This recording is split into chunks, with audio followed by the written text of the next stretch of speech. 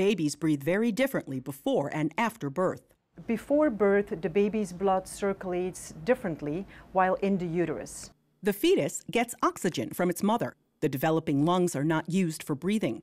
After birth, this should change. Persistent pulmonary hypertension, or PPHN, occurs when the baby does not adapt to breathing outside the womb.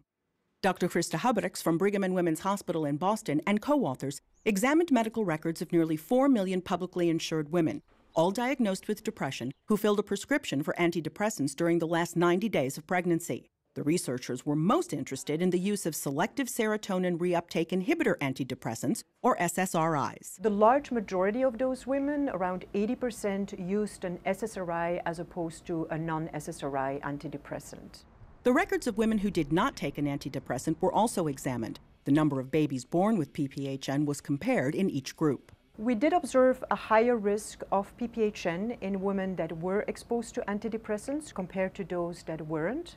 The study appears in JAMA, Journal of the American Medical Association. Once we accounted for potential differences in the characteristics of women belonging to these different exposure groups, we did not find an increase in the risk of PPHN associated with either SSRI antidepressants nor for non-SSRI antidepressants.